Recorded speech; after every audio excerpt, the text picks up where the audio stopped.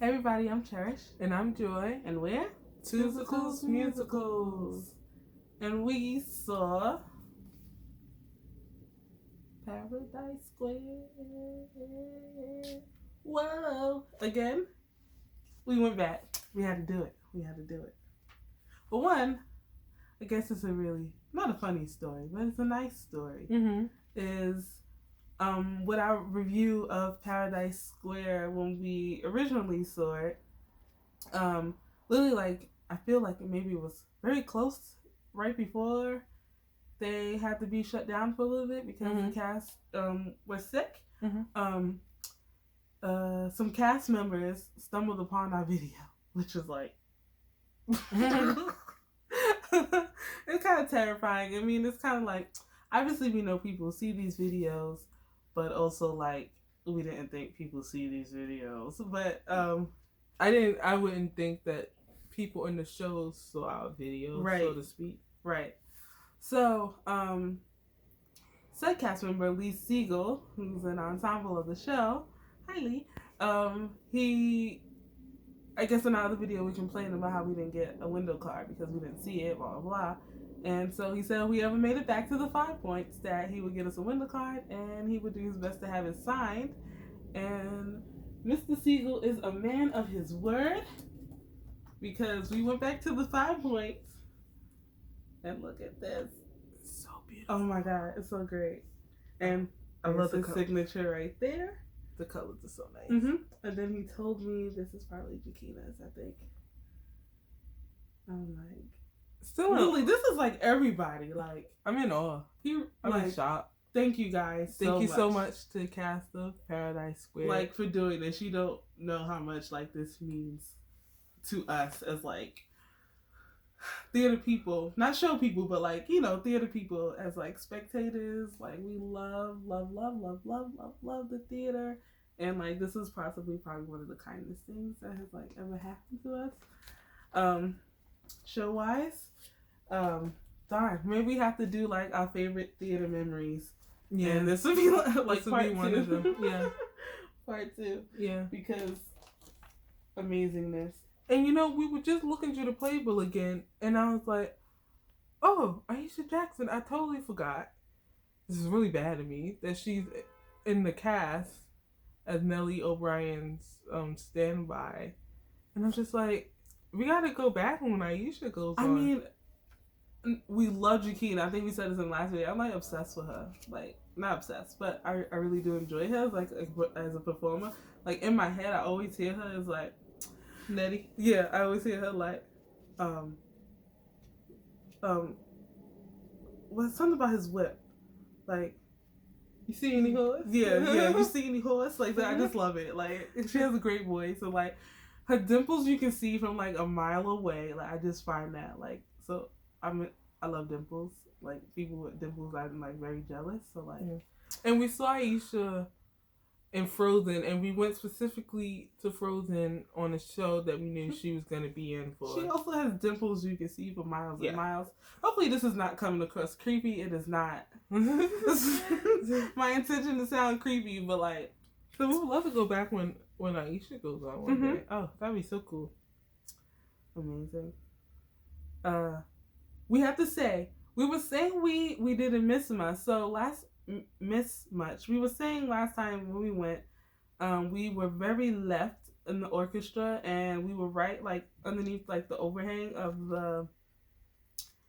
the mezzanine, and we could see the stage just fine. I mean, we were kind of apparent like there was probably something there that we missed, but we didn't think like it like impacted like the story, and it didn't. But we did miss things like visually that added like subtext to the show, like gave it more like more. Like, so we missed like, okay, so at one point there's like tenements, obviously, because it's New York City, and you can see the people in their like apartments, and I'm just like, missed that.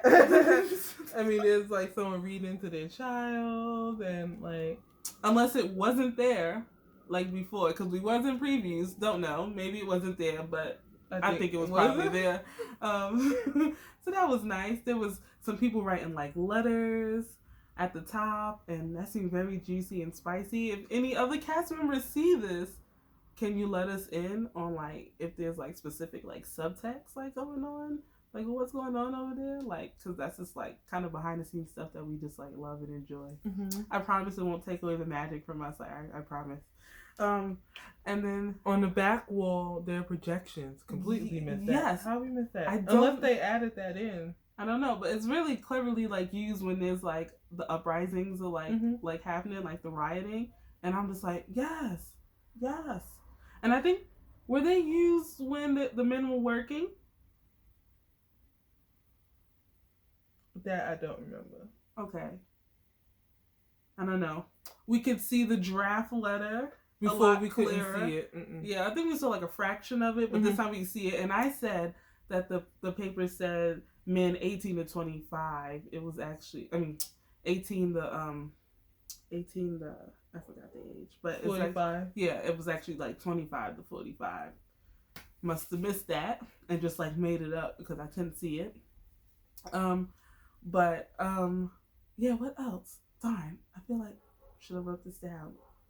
But yeah, we could see more of the stage this time around because we were more center, and it was actually very nice. And I do like the set. It's very nice. It's really was given like kind of like seedy, bricky. Kind they do let you see the brick wall in the back of the theater, which is nice. Really, I really hope that this show can stick around, get some Tony noms, because like it really is like not that we just like didn't enjoy it the first time, because we did enjoy it the first time. Obviously, we wouldn't have gone back, but it's really like kind of like growing like on me like as like a show. One also, it seemed faster. Yeah.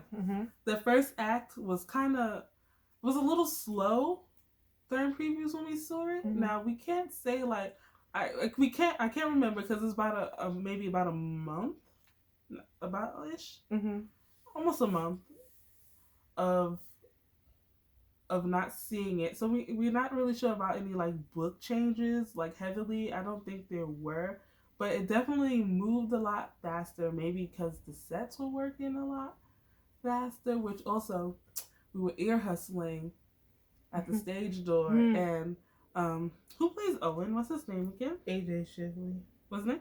AJ Shively. AJ Shively was saying how their stage manager came down with COVID, was asymptomatic that day, and we went on a Friday.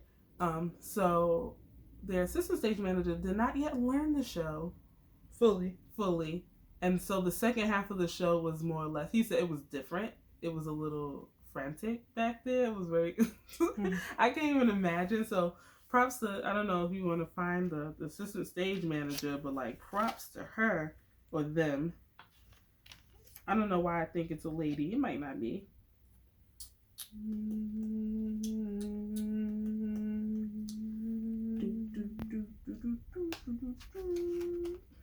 Wow, they have two lyricists. Oh, I guess someone might have to do the music for with the Irish, the Gaelic. Yeah, just looking at the Gaelic.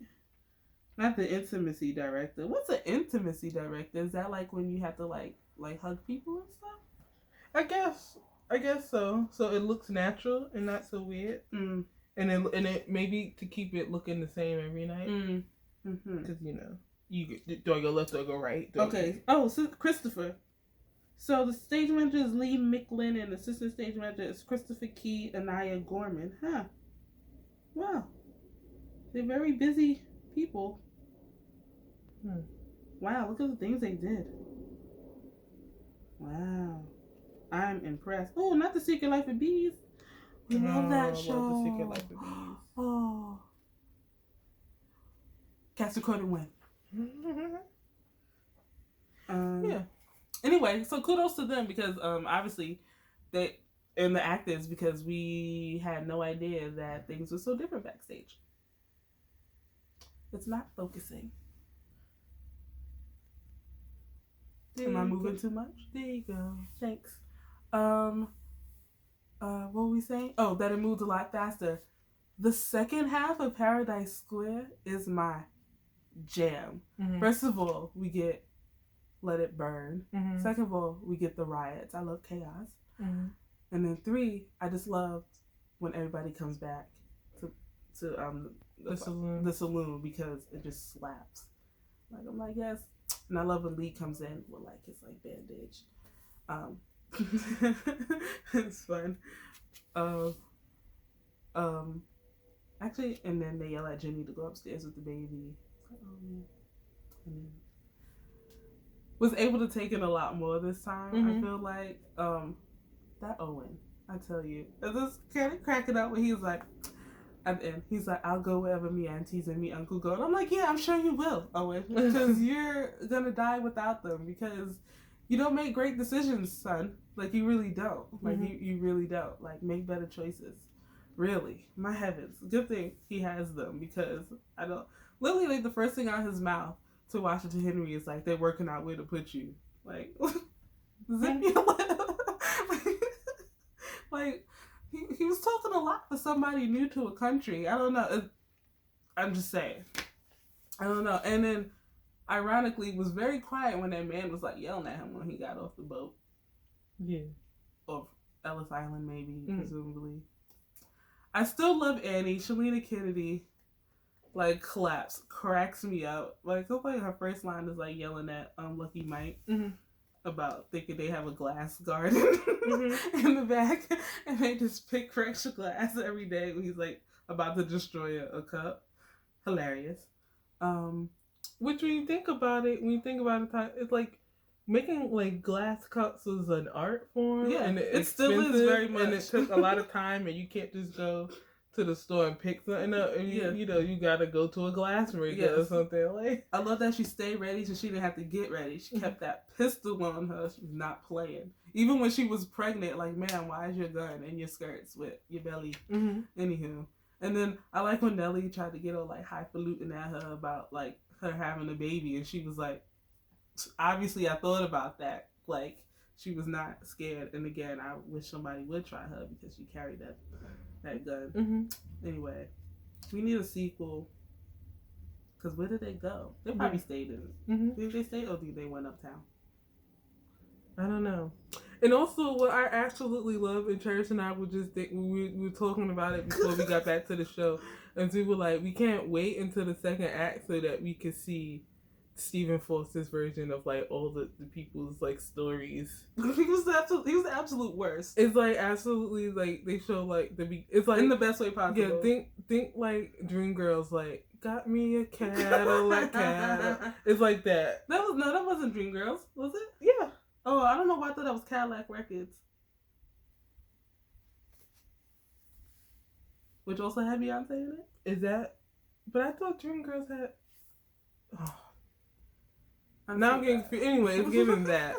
It's giving that. But we absolutely, and I don't know if they did that on purpose, but they actually made, like, Washington Henry's Angelina Baker song into a bop. Like, his story into, like, he actually turned this guy's, like, tragic story about his girlfriend, into a bop. Yeah, we didn't talk about him much in our first review, but, like, he as a character, I'm like, so why are you like this? Yeah. But he's like a villain. Angelina Baker. They managed to have several villains in the story. Usually there's one. Mm-hmm. How you have several? Or they make them very like, not necessarily like a villain to just be a villain, but like by circumstances and like kind of like. And then the way you cannot get mad because that's literally how the world was. Yeah, and like. I don't think sometimes they didn't mean to be like in Stephen Foster's case. Yeah, like granted I want to say like morally he had to know he was just like but he was kind of slow though. He was a little drunk, and you had like Mike, poor Lucky Mike, who kind of lost his spark a little bit. He let his anger get a hold of him, which one could get mad at him, but I don't know. I just really like it. You know, I just really like it. It is great. Yeah. The music is sticking to our brains. Yeah, like when we go back, maybe because we're not focusing so much on like the story itself now, because we understand the story now. We're listening to the music more, and it's there now. Before we had said you probably won't leave singing like a song. That's a lie. We love singing. We did. So maybe sometimes it just takes like another listen, which is why we like to go back to shows, especially if we like it. We like to go back and see it again. I love a mashup of "Let It Burn" into for the Book of Mormon. Dang, what is that song?